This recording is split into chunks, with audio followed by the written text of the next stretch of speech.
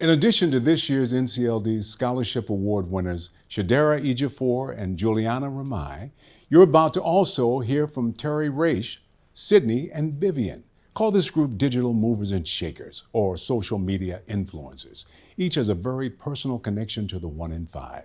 They know that change doesn't happen if you're standing still, and they have taken to blogging and conducting online surveys, posting videos, and reaching many thousands of parents and educators and advocates on social.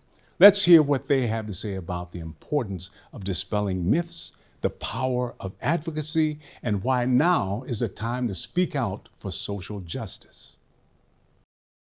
So, Juliana, how would you say that you advocate for yourself with regard to learning disabilities? You just always ask questions, and the teacher or whoever is helping you will help you through it.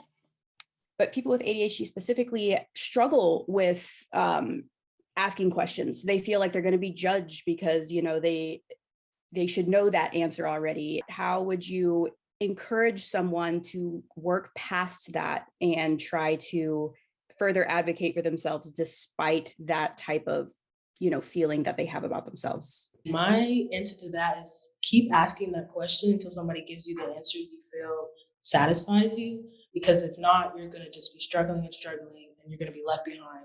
Where have you found community? Just been social media or?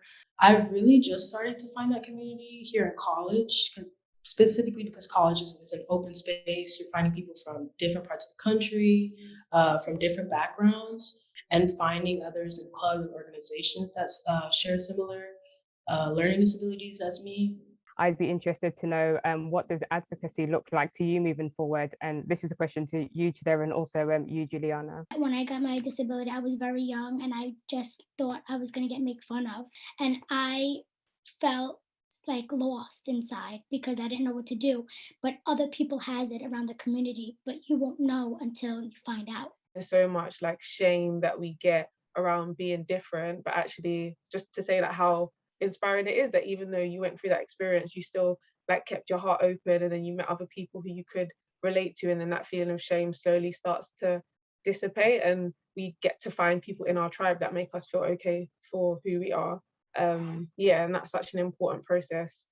So Rach, who are you speaking to on your platforms? So I'm speaking to three types of people. So those who are adults and have been diagnosed with ADHD, those who haven't been diagnosed yet, and then lastly companies. There's this misconception that you had to be diagnosed as a child in order for you to have ADHD, and this is actually this is persistent in the healthcare system. I'm trying to show them, I was diagnosed as an adult.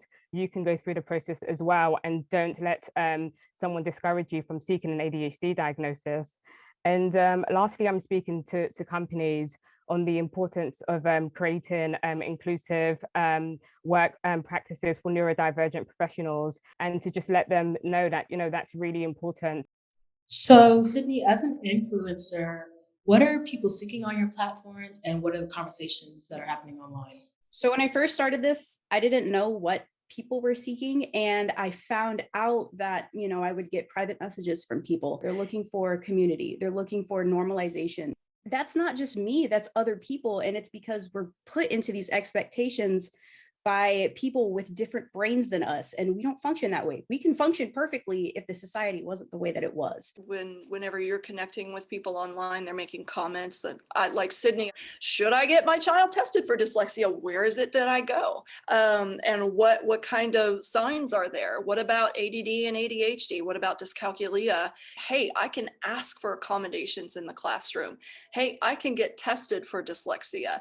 Hey, there's a reason why my brain is not doing what these people say it's supposed to be doing.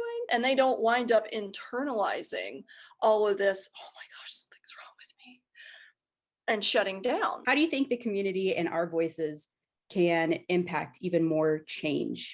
I would say taking the conversations away from our online platforms and into like schools, universities, and companies. Like neurodiversity doesn't kind of live in one space, like it really impacts every part of our life depending on what's available and what's accessible to us. So I definitely agree it needs to go like we are people in every element. So we work, you know, we go shopping, like we have friendships type of thing. Well, it was really great chatting with you ladies. I am excited to learn more from you. And congrats again to the scholarship winners. Thank you.